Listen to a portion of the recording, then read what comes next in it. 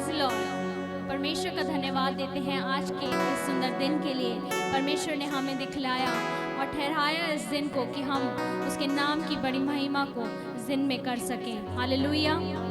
आइए मिलकर प्रार्थना करें। धन्यवाद देते हैं पिता परमेश्वर आज के इस सुंदर दिन के लिए। प्रभु जी पिता परमेश्वर, जो तेरे अनुग्रह से हम देखने पाए।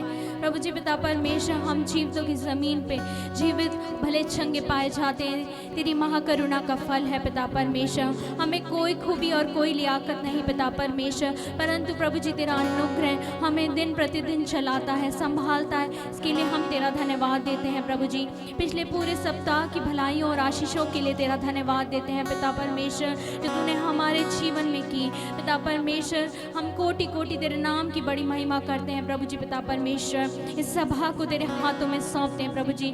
सभा पे तेरी आशीष होने पाए प्रभु जी पिता परमेश्वर। हम प्रभु जी अपने बंधनों से प्रभु जी आज़ाद होने पाए। हर एक जो प्रभु जी पिता परमेश्वर इस समय में प्रभु जी स्तुति और आराधना को करे, वचन को सुने पिता परमेश्वर, वो तेरे सामर्थ को पाने पाए प्रभु जी पिता परमेश्वर। बंधन यीशु तेरे नाम में टूटने पाए प्रभु जी। चंगाई यीशु तेरे नाम में आने पाए उनके जीवन में पिता परमेश्वर। विशेषकर इस समय प्रभु जी पिता परमेश्वर, जो प्रभु जी बीमारी पे है पिता परमेश्वर, कोविड-19 से ग्रसित है पिता परमेश्वर, उन लोगों के लिए हम प्रार्थना चाहते हैं प्रभु जी। तेरी चंगाई यहोवा राफा उनके जीवन में प्रवेश करने पाए प्रभु जी। यीशु तेरे नाम में प्रभु जी वो उठ के खड़े हो जाने पाए पिता परमेश्वर। ऐसी हम तुझसे प्रार्थना चाहते हैं प्रभु जी पिता परमेश्वर। जितने लोग प्रभु जी पिता परमेश्वर इस समय प्रभु जी पिता परमेश्वर सभा को सुन रहे हैं प्रभु जी, उनके बीच में प्रभु जी पिता परमेश्वर तेरी उपस्थिति आने पाए पिता परमेश्वर। उनकी हर एक समस्याएं प्रभु यीशु तेरे नाम में जाती रहने पाए प्रभु जी। ऐसी हम तुझसे प्रार्थना चाहते हैं प्रभु जी। इस पूरी सभा को तेरे हाथों में सौंप देते हैं।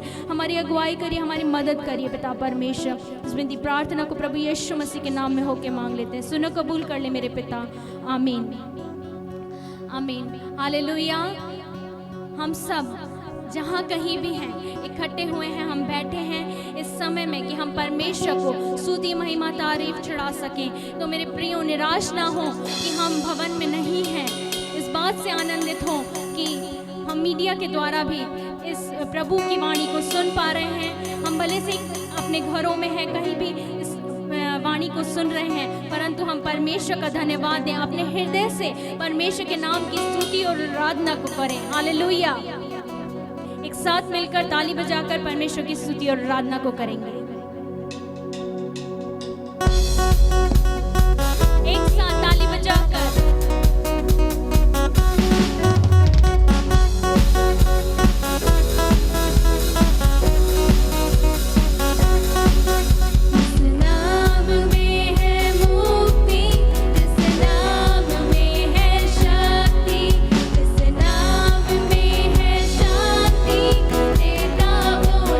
Chungai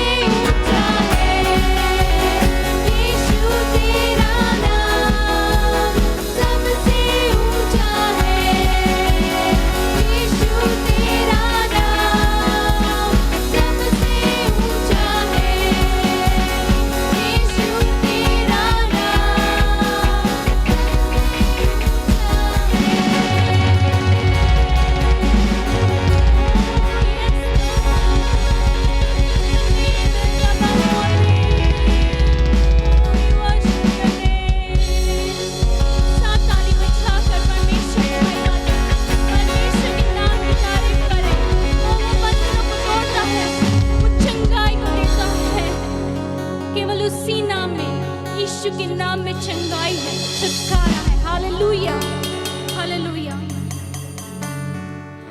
हम अपने स्थानों पर बैठ जाएं, घुटनों पे आके इस परमेश्वर के नाम की महिमा करें। Come let us worship the Lord। एकाग्रचित हो जाएं, अपने ध्यान को परमेश्वर की ओर लगाएं, बात करें परमेश्वर से। We worship your name।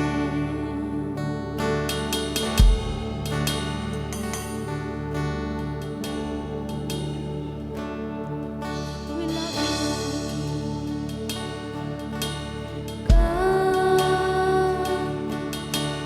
Now is the time to worship।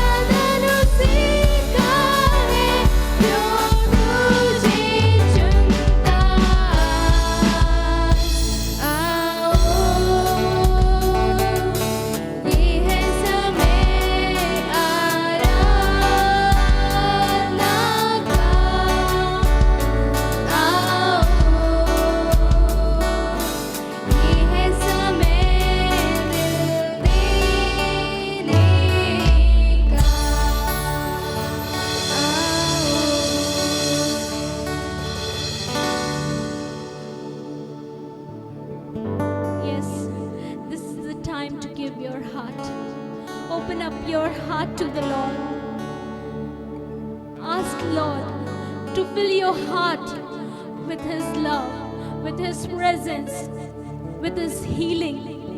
Yes, the healing every heart wants. हर एक हृदय को इस समय में चंगाई की आवश्यकता है, उसे मांग ले, ये समय है। Yes, this is the time to ask your Lord. इस समय है जब हम परमेश्वर की उपस्थिति में हैं। Ask Lord for His healing touch. ओ रिबा शिखरा रबा शंदला रबा शिखता रबा। प्रभु यीशु, इस समय में जब हम तेरी उपस्थिति में हैं, हर एक हृदय तू छू ले पिता परमेश्वर। तू दूर और नजदीक का खुदा है।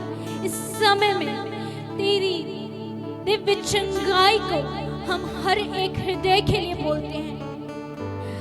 हर एक हृदय छुआ जाए पिता परमेश्वर। शुद्ध और साफ कर प्रभु जी। हर एक के हृदय में तू वास कर पिता परमेश्वर।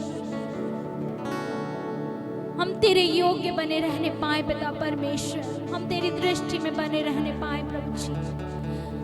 ऐसी हम तुझसे प्रार्थना चाहते हैं। इस समय में तेरी उपस्थिति हमारे बीच में है, इसके लिए हम तेरा धन्यवाद करते हैं। We thank you Lord for your presence. We give you glory Lord. Fill us with your spirit Lord. We ask this prayer in Jesus name. Amen. Amen. मेरा विश्वास है कि हम में से प्रत्येक ने परमेश्वर की उस उपस्थिति को महसूस किया है और हम आगे वचन में जाएंगे। और इस समय में मैं पास्टर निशिकांत को आमंत्रित करती हूँ कि वे आए और वचन की सेवकाई में हमारी अगुवाई करें। जय मसीह की। मैं आशा और विश्वास करता हूँ कि परमेश्वर निरंतर अपनी भलाई और करुणा आप लोगों के जीवन में डाल रहा है। निरंतर उसकी सच्चाई आप लोगों के जीवन में प्रकट हो रही है और आप में से प्रत्येक अपने परिवार समेत परमेश्वर में बढ़ रहे हैं। मैं आशा और विश्वास करता हूँ कि लगातार प्रभु आपके जीवनों में अद्भुत काम कर रहा है। आइए वचन में से निकाल करके हम लोग पढ़ेंगे एस्तर की किताब, उसका 4था अध्याय और उसका 10 से लेकर के 16 पद तक। वहां इस प्रकार से लिखा हुआ है, तब एस्तर ने हाताक को मुर्दगै से यह कहने की आज्ञा दी, राजा के सब कर्मचारियों वरन राजा के प्रांतों के सब लोगों को भी मालूम है कि क्या पुरुष क्या स्त्री कोई क्यों ना हो जो आज्ञा बिना पाए भीतरी आंगन में राजा के पास जाएगा, उसके मार डालने ही की आज्ञा है। केवल जिसकी ओर राजा सोने का राजदंड बढ़ाए वही बचता है, परंतु मैं अब 30 दिन से राजा के पास नहीं बुलाई गई हूँ। एस्तर की ये बातें मुर्दगै को सुनाई गई।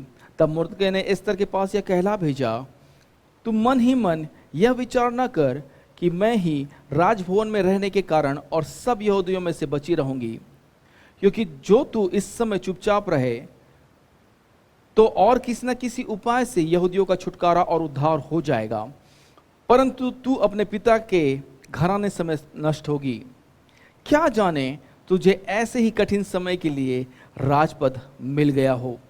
तब एस्तर ने मुर्दगै के पास यह कहला भेजा, तू जाकर सुसन के सब यहूदियों को इकट्ठा कर और तुम सब मिलकर मेरे निमित्त उपवास करो। 3 दिन 3 रात ना तो कुछ खाओ और ना कुछ पियो। मैं भी अपनी सहेलियों सहित उसी रीति उपवास करूंगी और ऐसी ही दशा में मैं नियम के विरुद्ध राजा के पास भीतर जाऊंगी, और यदि नष्ट हो गई तो हो गई। तब मुर्दगै चला गया और एस्तर की आज्ञा के अनुसार ही उसने किया। मेरे प्रियो, हम लोग एस्तर की किताब में से देख रहे हैं और एस्तर की किताब में से एक बात बहुत अच्छी यहाँ पर लिखी हुई है, क्या जाने ऐसे ही कठिन समय के लिए परमेश्वर ने तुझे चुना हो। हाँ, हम जिस समय में रह रहे हैं वह समय कठिनाइयों से भरा हुआ है। हाँ, जिस समय में हम लोग हैं यह समय दुखों से भरा हुआ है। यह समय जो है कष्टों से भरा हुआ है। चारों तरफ जो है परेशानियां हैं। लोग जो है परेशान हैं, हैरान हैं, हताश हो गए हैं, निराशा में जा रहे हैं। बहुत से लोगों ने आत्महत्या का राह चुन लिया है क्योंकि उन्हें कुछ मार्ग नहीं सूझता। पर मेरे प्रियो, मैं आप लोगों को उत्साहित करने के लिए बताना चाहता हूं, क्या जाने ऐसे ही कठिन समय के लिए आपको चुना हुआ हो। रोमियो उसका 8वां अध्याय उसके 28 पद में लिखा हुआ है, हम जानते हैं कि जो लोग परमेश्वर से प्रेम रखते हैं उनके लिए सब बातें मिलकर भला ही को उत्पन्न करती है, अर्थात उन्हीं के लिए जो उसकी इच्छा के अनुसार बुलाए गए हैं। मेरे प्रियो, यदि आप कहते हैं एक मैं मसीही हूं, तो क्या जाने इसी अवसर के लिए, इसी समय के लिए आप बुलाए और चुने गए हैं। यदि आप आज तक जीतों के बीच में हैं, इस महामारी के मध्य में भी यदि आप जीवित हैं, तो क्या जाने ऐसे ही कठिन समय के लिए आप बुलाए गए हैं। पर आप इसलिए नहीं बुलाए गए हैं कि ऐसे कठिन समय में आप भी औरों की तरह हताश और निराश हो जाएं, आप भी चिंतित और व्यथित हो जाएं, आप भी जो है संकटग्रस्त हो जाएं, आप भी सोचने लगें कि अब क्या होगा।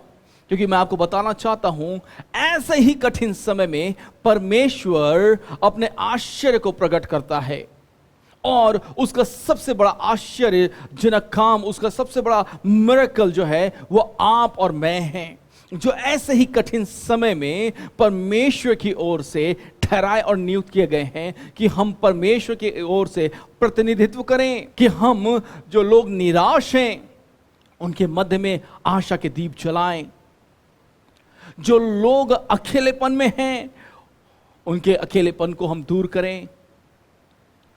आप और मैं ऐसे ही समय के लिए चुने गए हैं, क्योंकि परमेश्वर जो है वहीं पर अपनी उपलब्धता को प्रदान करता है जहां पर आप और मैं हैं। हालेलुया। क्योंकि आप और मैं उसके प्रतिनिधित्व हैं, हम राजदूत हैं, हम उसकी ज्योति हैं, और इस संसार में उसकी ज्योति को प्रकट करने वाले हो गए हैं। तो यदि आप इस महामारी के दौर में हैं और सबसे ज्यादा महामारी से आप बदहाल हुए हैं, तो क्या जाने ऐसे ही कठिन समय के लिए उसने आपको उस जगह में, उस स्थान में नियुक्त किया है। पर ये हमारे ऊपर में है कि हम किस रूप से प्रति उत्तर दे रहे हैं। बहुत सी बार जब मैं डॉक्टरों के पास में जाता हूं तो मैं देखता हूं वहां पे लाइन से बाउंड ढेर सारे कंपनी के एमआरस, मेडिकल रिप्रेजेंटेटिव्स बैठे हुए हैं, और वे जो है अपनी अपनी कंपनी को जो है प्रतिनिधित्व कर रहे हैं। मेरे प्रियो, वे अपनी मेडिकल कंपनी का प्रतिनिधित्व कर रहे हैं, और केवल वे अपने मेडिकल कंपनी के, अपने दवाई के बारे में ही सारी बातें करते हैं, वे अपने ही कंपनी की बड़ाई करते हैं।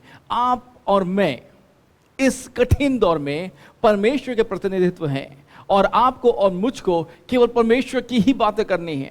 संसार हताशा की बातें कर रहा है, संसार निराशा की बातें कर रहा है, संसार बातें कर रहा है कि सब कुछ खत्म हो रहा है, सब कुछ नष्ट हो रहा है, कुछ भी अच्छा नहीं हो रहा है। यदि आप हमारे देश के बारे में देखेंगे तो आप पाएंगे हमारे देश की पहले से ही जो है बहुत ज़्यादा टेंशन है पाकिस्तान के साथ में। अब हमारा टेंशन जो है हमारे जो नेबरिंग कंट्री चाइना है उसके साथ में भी शुरू हो गया है, क्योंकि वो हमारी सीमा में घुस आया है। हमारे पड़ोसी देश जिसके साथ हमारे संबंध बहुत अच्छे थे, नेपाल, वो भी अब हमें आंखें दिखा रहा है, और भी बहुत से ऐसे छोटे छोटे जो देश हैं वे हमारे विरुद्ध होते जा रहे हैं। हमारे देश में बहुत ज्यादा अराजकता है, बहुत ढेर सारी समस्याएं हैं, परंतु लोग इन सब के बारे में बात करते हैं। हमें तो परमेश्वर के उपकार के बारे में बात करना है, हमें तो परमेश्वर के दया के बारे में बात करना है, क्योंकि परमेश्वर ने हमें रखा ही इसलिए है कि हम उसका प्रतिनिधित्व करें ऐसे कठिन समय में।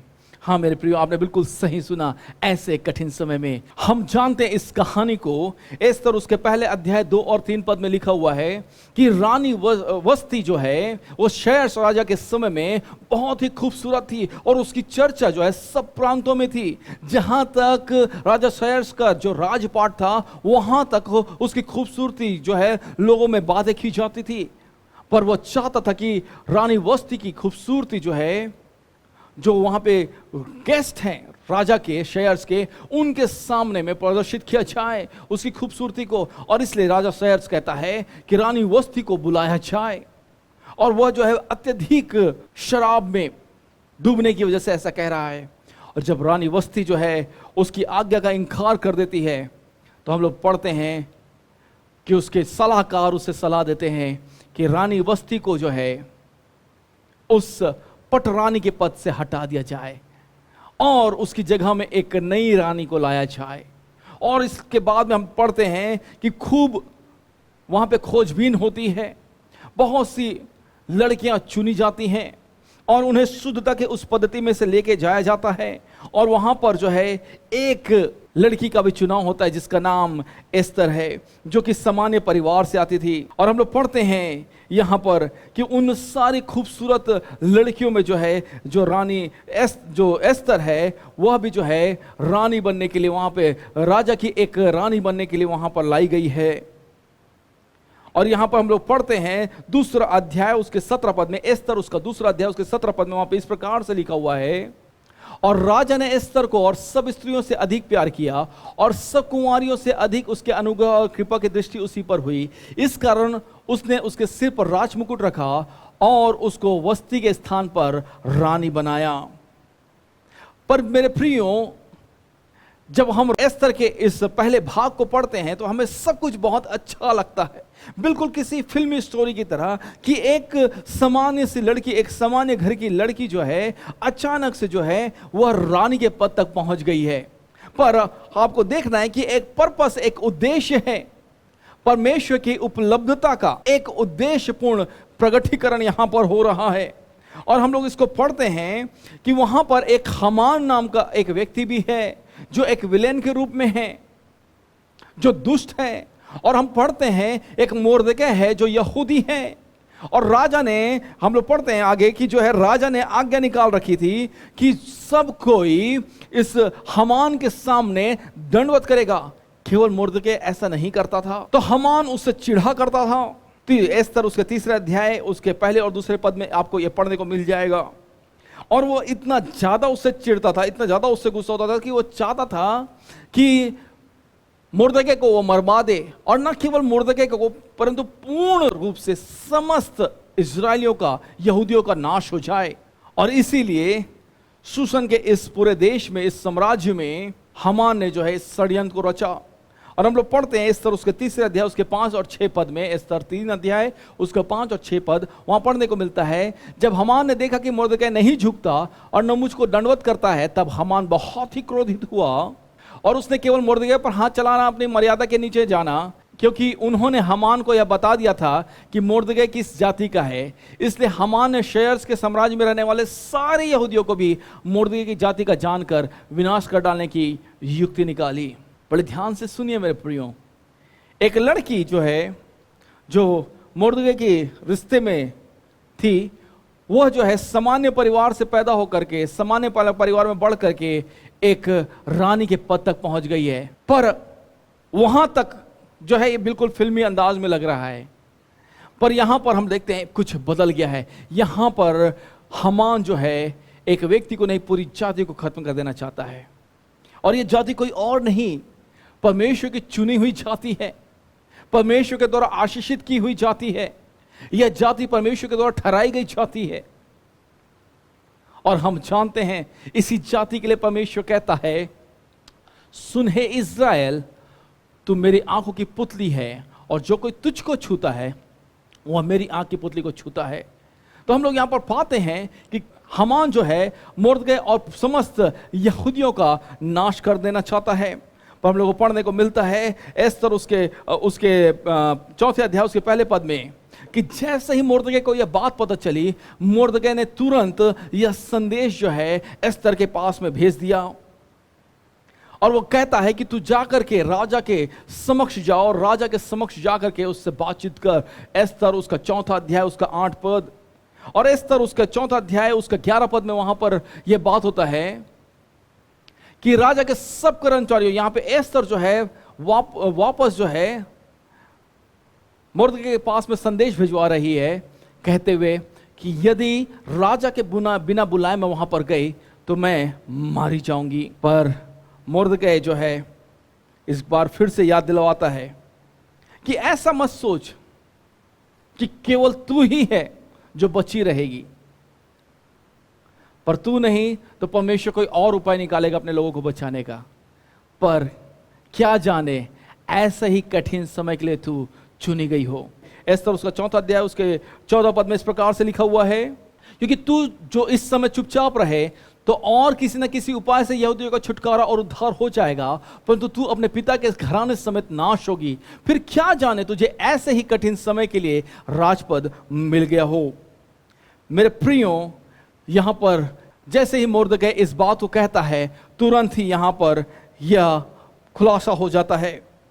और हम लोग पढ़ते हैं कि एस्तर 5वें अध्याय और उसके 14 पद में वहां पे इस प्रकार से लिखा हुआ है, उसकी पत्नी जेरेश और उसके सब मित्रों ने उससे कहा, 50 हाथ ऊंचा फांसी का एक खंबा बनाया जाए और बिहान को राजा से कहना कि उस पर मुर्दकै लटका दिया जाए। तब राजा के संग आनंद से जेवनार में जाना। इस बात से प्रसन्न होकर हामान ने वैसे ही फांसी का एक खंबा बनवाया। क्या हो रहा है यहाँ पर जो है, इतना ज्यादा जो है हामान जो है घृणा कर रहा है मुर्दकै से कि उसके लिए वह फांसी का फंदा बनाया है, जैसा उसकी पत्नी ने उसको बताया था, चिताया था। और जब यह फांसी का फंदा बन गया तो यहाँ पे क्या हो रहा है, हम लोग पढ़ते हैं आगे कि उस पूरी रात जो है राजा शायद सो नहीं पाया और उसने जो है आज्ञा दी अपने कर्मचारियों से कि उसके पास में इतिहास की पुस्तक को लाया जाए। और जब वे उसके इतिहास की पुस्तक उसके पास में लेकर के आए, एस्तर उसका 6वां अध्याय उसका 1 से 3 पद में इस प्रकार से लिखा हुआ है, और जब वह पुस्तक उसके पास में लाई गई, उसे पढ़कर सुनाया गया, तो उसने पढ़ा कि कैसे 2 लोगों ने जो है राजा के विरुद्ध हाथ उठाने की ठानी थी और कैसे जो है राजा जो है वह बच गया था, क्योंकि मुर्दकै ने वहां पर इस भेद को पहले से ही राजा के सामने प्रकट कर दिया था। और राजा ने पता लगाया कि क्या मुर्दकै को इसके बदले क्या इनाम मिला, तो उसे पता चला कि उसे कुछ भी नहीं मिला है। हम लोग आगे पढ़ते हैं मेरे प्रियो, क्या हो गया, अचानक से जो है यहाँ पे कहानी में एक बदलाव सा आ गया है। और क्या हो रहा है, मुर्दकै जो जिसके लिए फांसी का खंबा बनाया गया था, जिसे फांसी में लटकाने के लिए बनाया गया था और समस्त यहूदियों को नाश करने के लिए बनाया गया था, अब यहाँ पे एक पलट हो गया है। और पलट ये हो गया है कि वो मुर्दकै को जो है प्रतिष्ठा किए जाने की बातें हो रही हैं। एस्तर उसके 6वें अध्याय उसके 11 पद में हम लोग को पढ़ने को मिलता है, तब हामान ने उस वस्त्र उस घोड़े को लेकर मुर्दकै को पहनाया और उस घोड़े पर चढ़ाकर नगर के चौक में इस प्रकार पुकारता हुआ घुमाया कि जिसकी प्रतिष्ठा राजा करना चाहता है उसके साथ ऐसा ही किया जाएगा। क्या हो गया, एक बदलाव आ गया। जो हामान जो है नाश करने की ठाना हुआ था, अब वह जो है प्रतिष्ठा करते फिर रहा है। और उस एस्तर उसके 7वें अध्याय 5 और 6 पद में यहां पे पढ़ने को मिलता है, तब राजा शेरस ने एस्तर रानी से पूछा, वह कौन है और कहां है जिसने ऐसा करने की मनसा की है। एस्तर ने उत्तर दिया, वह विरोधी है और शत्रु, यही दुष्ट हामान है। तब हामान राजा रानी के सामने भयभीत हो गया। क्या हो रहा है यहां पर, हम लोग को यहां पे पढ़ने को मिलता है, एक जिसने नाश करने की ठानी थी अब वह स्वयं नाश होने जा रहा है। एक जिसने परमेश्वर के विरुद्ध हाथ उठाने की सोची थी, परमेश्वर के लोगों के विरुद्ध में हाथ उठाने की सोची थी, अब वह खुद अपने हाथों में बंधा हुआ है।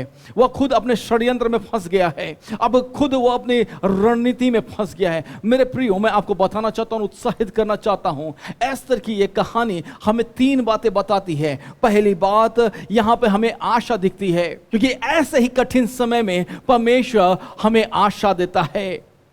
इसीलिए आप जहां इस समय में जिस स्थान में हैं, जहां पे परमेश्वर ने आपको रखा है, नियुक्त किया है, वह ऐसे ही कठिन समय में नियुक्त किया है कि आप वहां पर परमेश्वर की महिमा को, परमेश्वर की आशा को प्रकट कर सकें। हम लोग को देखने को मिलता है एस्तर की इस किताब में, जो हमने अभी अभी कहानी पढ़ी, मैंने बहुत ढेर सारे एस्तर के वर्सेस को बोला और बताया आपको, क्योंकि मैं चाहता था कि आप इस बात को जानें कि एस्तर जो है सिर्फ वहां पर जो है एक कहानी शुरू हो गई और खत्म हो गई नहीं है। कि एस्तर की पुस्तक में आप पढ़ेंगे तो आपको कहीं पे भी ज्यादा परमेश्वर के बारे में पढ़ने और सुनने को नहीं मिलेगा, जहां पे परमेश्वर प्रत्यक्ष रूप से काम कर रहा है, परंतु परमेश्वर वहां पर बिहाइंड द सीन काम कर रहा है और वहां पर एक आशा को जागृत कर रहा है। क्योंकि मेरे प्रियो, जहां कहीं पर भी आप हैं, जहां कहीं पर भी आप हैं, परमेश्वर वहीं पर अपने आशा के काम को आरंभ करता है। तो इस महामारी के दौर में भी यदि आप जो है आप उन स्थान में हैं जहां पे सब तरफ नकारात्मक बातें हो रही हैं, तो परमेश्वर ने आपको उस जगह में रखा है कि आप वहां पे आशा की ज्योत जलाएं।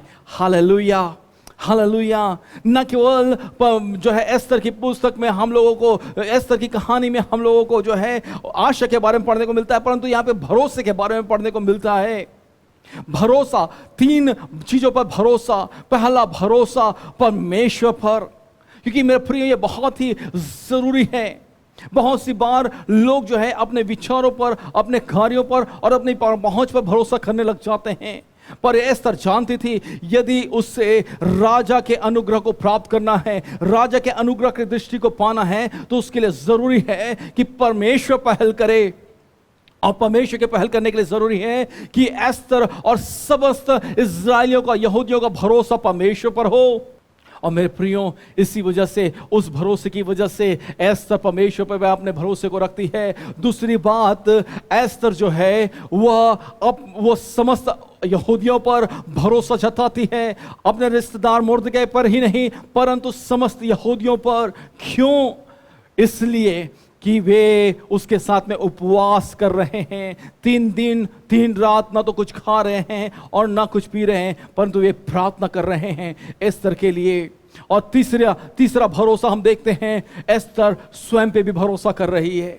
बहुत सी बार लोग जब ये बात मसीहों की, तो वे परमेश्वर पे भरोसा कर लेते हैं, वे लोगों पर भरोसा कर लेते हैं, परंतु बहुत सी बार वे अपने आप पे भरोसा करने में चूक जाते हैं, क्योंकि परमेश्वर काम करता है आपके भरोसे के अनुसार से। और आपका भरोसा जो आप अपने आप पर और लोगों पर रख रहे हैं, उससे बढ़ाता और मजबूत करता है। तीसरी बात हम लोग को देखने को मिलती है इस कहानी में, वह एस्तर के बारे में नहीं है, वो मुर्दकै के बारे में नहीं है, वो हामान के बारे में नहीं है, वो राजा सयर्श या रानी वस्ती के बारे में नहीं है, वो सूसन के उस राजघराने के बारे में और उस राजभवन के बारे में और उस राजपाट के बारे में नहीं है, उस राज के बारे में नहीं है, पर यह बात परमेश्वर के बारे में है, परमेश्वर के विश्वास योग्यता। हम लोगों ने पढ़ा था रोमियो 8वां अध्याय उसके 28 पद में, हम जानते हैं कि जितने परमेश्वर से प्रेम रखते हैं उनके लिए सारी बातें मिलकर के भलाई को उत्पन्न करती है। हाँ मेरे प्रियो, यदि आप परमेश्वर से प्रेम करते हैं तो परमेश्वर अपनी विश्वास योग्यता की उपलब्धता से तृप्त करता है हमें। और इसलिए यह महत्वपूर्ण है, क्योंकि परमेश्वर यहां पर जो है एस्तर को और मुर्दकै को और समस्त यहूदियों के मध्य में अपने विश्वास योग्यता को प्रकट कर रहा है। और उसका काम बिल्कुल साफ साफ और सही रूप से वह प्रकट कर रहा है कि कैसे मेरी विश्वास योग्यता लोगों के मध्य में है। और मेरे प्रियो, मैं आपको बताना चाहता हूं, जब लोग अपने आशा को, अपने भरोसे को और अपने विश्वास को परमेश्वर पर ठिकाते हैं, तो परमेश्वर अपने विश्वास योग्यता को दिखाता है। नीति वचन उसका 16 अध्याय और उसके 9 पद में इस प्रकार से लिखा हुआ है, मनुष्य मन में अपने मार्ग पर विचार करता है, परंतु यहोवा ही उसके पैरों को स्थिर करता है। हो सकता है आपके पास में सबसे अच्छी कला हो, सबसे अच्छी वाक्पटुता हो सकता है आप सबसे अच्छे विचार को रखते हो, सबसे अच्छी बुद्धि आपके पास में हो, परंतु यहोवा ही है जो हमारे कदमों को स्थिर करता है। कभी ना भूलें प्रियो कि उसकी विश्वास योग्यता हमारे साथ बनी रहती है, और उसकी विश्वास योग्यता न केवल हमारे साथ बनी रहती है परंतु पीढ़ी से पीढ़ी तक बनी रहती है, परमेश्वर का वचन बताता है। इसलिए क्या कर जान लें कि परमेश्वर है जो हमारे कदमों को स्थिर करता है, हमारे पैरों को स्थिर करता है। जब हम निर्णय लेने पर होते हैं, यदि हम परमेश्वर में आशा रखते हैं, यदि हम परमेश्वर में भरोसा रखते हैं और हम परमेश्वर में विश्वास रखते हैं, तो परमेश्वर हमारे पैरों को स्थिर रखता है। नीति वचन 19 अध्याय उसके 21 पद में लिखा हुआ है, मनुष्य के मन में बहुत सी कल्पनाएं होती हैं, परंतु जो युक्ति यहोवा करता वही स्थिर रहती है। हालेलुया! कितनी अद्भुत बात है मेरे प्रियो। आप जान लीजिए, जो हामान था वह नाश की युक्ति बना रहा था, नाश की कल्पना कर रहा था, नाश की कल्पना कर रहा था, पर हम पाते हैं यहाँ पे लिखा हुआ नीति वचन उसका 19 अध्याय उसके 21 पद में, मनुष्य मन में बहुत सी कल्पनाएं होती हैं परंतु जो युक्ति यहोवा करता है वही स्थिर रहती है। आप इस बात को जान लीजिए। क्या जाने, ऐसे ही कठिन समय के लिए आप उस स्थान में रखे गए हैं, क्योंकि परमेश्वर चाहता है कि उसकी युक्ति स्थिर रहे और सफल हो। तो आप क्या ना करें, आप भयभीत ना हो, आप निराश ना हो, आपकी आशा टूटने ना पाए, आप जो है व्यर्थ कल्पनाओं में, व्यर्थ के विचारों में ना पड़ जाएं, परंतु इस बात को जान लें, परमेश्वर है जो आशा को आपकी पूरी करता है, परमेश्वर जिस पर आप भरोसा रखते हैं और उसको और टूटने नहीं देता, और परमेश्वर जो है अपने विश्वास योग्यता को आपके जीवन के हर दौर में, हर कदम में, हर स्तर में प्रकट करता जाता है। तो क्या करें, एक दूसरे से इस बात को कहें, क्या जाने ऐसे ही कठिन समय के लिए परमेश्वर ने आपको चुना है, क्या जाने ऐसे ही कठिन समय के लिए परमेश्वर ने आपको रखा है। अपने पड़ोसी से कहें, अपने पड़ोसी से कहें, जो भी आपके पास में बैठा सुन रहा है उससे कहें, क्या जाने ऐसे ही कठिन समय के लिए परमेश्वर ने आपको चुना है। आप में से बहुत से लोग हो सकता है इस समय में कोरोना पॉजिटिव हो गए हों और सोच रहे हैं अब क्या होगा, जान लीजिए मेरे प्रियो, जितने परमेश्वर से प्रेम करते हैं उनके लिए सारी बातें मिलकर भलाई को उत्पन्न करती है। परमेश्वर की भलाई आपके जीवन में प्रकट होने जा रही है। क्या जाने ऐसे ही कठिन समय के लिए परमेश्वर ने आपको चुना हो। मैं चाहता हूं आप उत्साहित हो जाएं, क्योंकि एस्तर की इस कहानी में 3 पाठ हमें सीखने को मिलता है, 3 बातें हमें सीखने को मिलती है। वह है आशा, भरोसा और परमेश्वर की विश्वास योग्यता। परमेश्वर में ही आशा रखें, उसके भरोसे में बढ़ते जाएं और उसके विश्वास योग्यता में आनंद उठाएं। प्रभु आप सबको आशीष दे। आइए अपने सर को झुकाएं, हम अपनी आंखों को बंद करें। प्यारे परमेश्वर पिता, हम धन्यवाद के साथ आपके चरणों करीब आते हैं। आज के इस दिन के लिए, समय के लिए धन्यवाद करते हैं। तेरी दया और अनुग्रह को मांगते हैं। हम चाहते हैं खुदा बाप, हमारे जीवनों में तेरी आशा बनी रहने पाए, तुझ पर भरोसा हमारे जीवनों में बना रहने पाए प्रभु जी। और हम चाहते हैं कि हम तेरी विश्वास योग्यता को अपने जीवन में और पिता परमेश्वर अपने पीढ़ियों के जीवन में देखने पाए। सहायता कर प्रभु कि हम पिता परमेश्वर इस बात को जानने और मानने पाए। क्या जाने ऐसे ही कठिन समय के लिए परमेश्वर ने हमें चुना और नियुक्त किया है। प्रभु सहायता कर कि जो लोग निराशा में हैं वे आशा को पाने पाएँ, जिनका भरोसा और विश्वास टूट गया प्रभु जी, वे तुझ में अपने भरोसे और विश्वास को प्राप्त करने पाएँ और तेरी विश्वास योग्यता हर एक के जीवन में प्रकट होने पाए। हम हर एक को तेरे हाथों में सौंपते हैं, यीशु के नाम से विनती और प्रार्थना मांगते हैं, आमीन आमीन। जय मसीह की। मैं आशा और विश्वास करता हूं कि आप जरूर इस संदेश से आशीषित हुए हैं। यदि आप इस संदेश से आशीषित हुए हैं तो इस संदेश को जरूर दूसरों के साथ में बांटिए, ताकि वे भी इस संदेश के द्वारा आशीषित होने पाएं। यीशु के नाम से मैं आप सभी को आशीषित करता हूं। God bless you.